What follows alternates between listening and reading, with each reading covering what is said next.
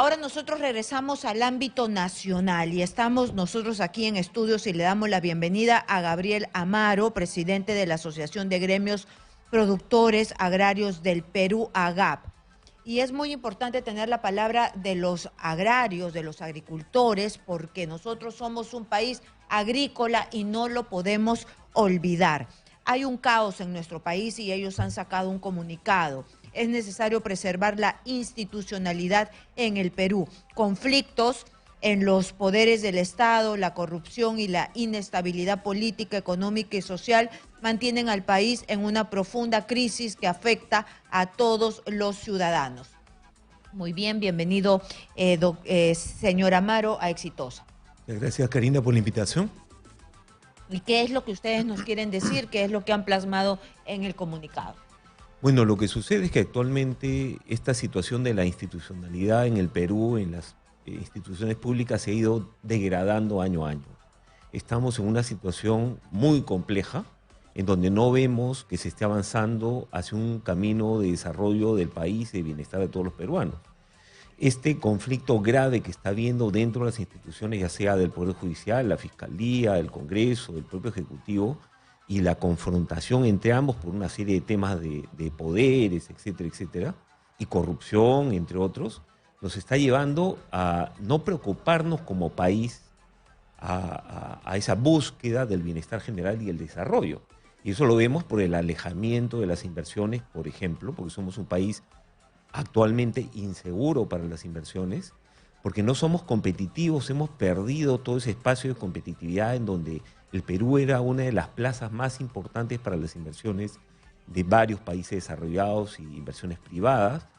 No hemos perdido también la tranquilidad y la seguridad. Las inversiones, las personas no pueden desarrollar sus actividades en un país tan inseguro como el actual y en donde los males del crimen organizado, el narcotráfico, el no respetar las leyes se están convirtiendo en el pan de cada día y no permiten a los ciudadanos vivir en paz y poder desarrollar sus actividades con total normalidad. Mira lo que ha pasado en estos días, en donde se convoca a unas marchas y nuevamente se intentan hacer marchas de protesta violentas, tratando de tomar las carreteras, en algunos casos del país, como la de Ica, por ejemplo. En Barrio Chino, En Barrio nuevamente. Chino, en Una donde... zona que en realidad a cada rato hay estos elementos violentistas que atacan.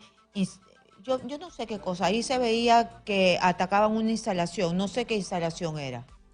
Mira, lo que sucede es que ha habido grupos radicales que están asusando a la población en varias zonas del país, entre ellas en Ica, en el Barrio Chino y en otras zonas, tratando de mezclar temas que son del sector agrario para atraerlos hacia sus objetivos, indicando una serie de mentiras, como que el sector privado o el gobierno quiere quitarle los derechos laborales a los trabajadores, como pretexto para poder generar caos y traerlos a esas protestas bloqueando carreteras, lo cual no es cierto.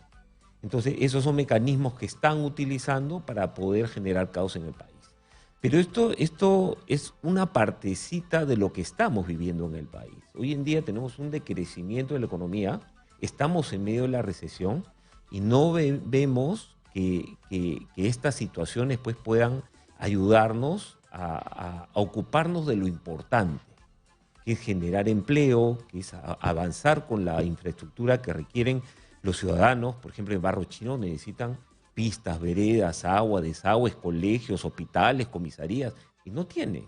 En todo el país se necesita una serie de cosas, tenemos una serie de deficiencias. Si nos ponemos a hacer una lista de lo que necesitan todos nuestros distritos del país, es infinita, pero estamos estancados en una crisis que no nos deja avanzar. ¿Qué se puede hacer? Porque desde el Ejecutivo, el Ministerio Público, el Congreso, los conflictos sociales Exitosa. que no los arregla nadie, ni la Defensoría del Pueblo, que también tiene sus propios conflictos. ¿Qué se puede hacer? Estamos como que repitiendo y dando vueltas en la misma ineficacia, en los mismos conflictos, en lo mismo, y no salimos. Pero hay temas de coyuntura que evidentemente las autoridades tienen que ocuparse.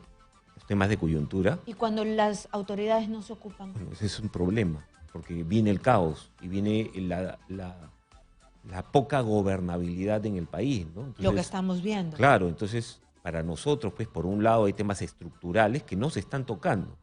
Y los temas estructurales son los que nos van a permitir salir de toda esta crisis. Entonces hay temas coyunturales y los ministerios se ocupan de los temas coyunturales o no en las instituciones públicas, pero no hay equipos de trabajo del Estado y de las instituciones que vayan más allá a los temas de mediano y largo plazo. Pero hay algo bien importante, las instituciones internacionales están pidiendo a los países, porque las crisis son globales, nosotros estamos en medio de crisis globales, pero crisis internas muy profundas. ¿Qué piden las instituciones internacionales? Como el Banco Mundial, como la FAO, la OIT o el World Economic Forum, por ejemplo. Piden que los estados trabajen en espacios públicos privados con su sector privado, pero que trabajen en agendas de desarrollo para salir y enfrentar estas crisis. Y si bien es cierto, tenemos algunos espacios públicos privados, tenemos por ejemplo nosotros una mesa en el MEF, ejecutiva en el MEF, y otros trabajamos con muchas instituciones públicas, más lo que no se avanza al ritmo que debería avanzarse, porque el foco está en lo coyuntural y no lo estructural, ¿no? Aquí hay instituciones que quieren salir adelante y apoyar, como por ejemplo el Ministerio de Economía, pero en el sector agrario son varios ministerios en donde estamos nosotros, Comercio Exterior, Trabajo, el propio Ministerio de Agricultura. Dependemos del Ministerio del Interior también para que dé paz social y transitabilidad a las vías, de los puertos, del Ministerio de Transportes para el tema de infraestructura. O sea, no es un tema fácil, lo que se necesita es trabajar en conjunto. No solamente el Ejecutivo con el sector privado, sino también con el Congreso de la República y los gobiernos locales y regionales. Nosotros estamos a disposición, y estoy seguro que los demás gremios del sector privado así también lo han expresado, pero si no trabajamos de una vez y tenemos una agenda de desarrollo del país, nos vamos a quedar en el caos y en lo coyuntural. Y esto va a empeorar. Lo que pasa es que cuando del otro lado de la mesa no hay pues ni los elementos, ni la gana, ni los especialistas. ¿Qué se hace? De repente el sector privado sí tiene las ganas, porque también están sus inversiones sobre la mesa, están los diferentes trabajadores, ¿no? Tienen una masa laboral que también está exigiendo diferentes pliegos de reclamos, ¿no? La vida cada vez está más difícil, yo necesito que me subas el sueldo, pero ¿cómo hacen si es que del otro lado no hay respuestas? Ustedes dicen aquí en su comunicado cosas que son importantes. El país necesita con urgencia recuperar el crecimiento económico, la paz social y la generación de empleo formal. ¿Quién no está de acuerdo con eso? Todo el mundo está de acuerdo. Esta situación de múltiples crisis ha generado que estemos sumidos en la recesión económica y que la pobreza aumente. Perfecto, estamos de acuerdo. La única forma de salir de la crisis es fortaleciendo las instituciones y trabajando juntos. Totalmente de acuerdo, dejando de lado los intereses políticos, combatiendo la corrupción y volviendo a poner como objetivo a nuestro país. Ahí está el problema. ¿Quiénes quieren dejar de lado sus propios intereses? ¿Quiénes quieren dejar de agarrar la plata que no es suya del Estado? ¿Y quiénes quieren poner al Perú como el objetivo único para avanzar? El resultado lo estamos viendo ahorita con la recesión tremenda y profunda que tenemos y la pérdida de decenas de miles de puestos de trabajo. En nuestro sector, por lo menos se han perdido 30.000 puestos de trabajo formales. O sea, eso nos tiene que llamar a reflexión y a tener un sentido de urgencia de tomar las medidas correspondientes, sobre todo cuando el sector privado está para ayudar al país. La clase política es el problema aquí. Bueno, yo tampoco voy a decir que todos los privados son unos angelitos, porque hemos visto, evidentemente, ¿no? pero la clase política se ha ido deteriorando, pudriendo desde hace varias décadas. Por eso ¿no? es importante las instituciones. O sea, en todos sitios hay personas buenas y malas. Las instituciones, en el caso nuestro, nuestra institución es AGAP, la Asociación de Gremios Productores Agrarios del Perú. Los gremios privados están para aportar al país y para desarrollar el país. Y tenemos cada uno una agenda de aporte, una agenda positiva transparente, que la conocen las autoridades. Si nosotros pudiésemos trabajar de la mano con estas autoridades para hacer las reformas, las mejoras, impulsar las normas que requiere nuestro país, vamos a estar mejor. Mira, nosotros tenemos diálogo con una serie de actores, entre ellos los sindicatos, los Fentagro, por ejemplo, la CGTP.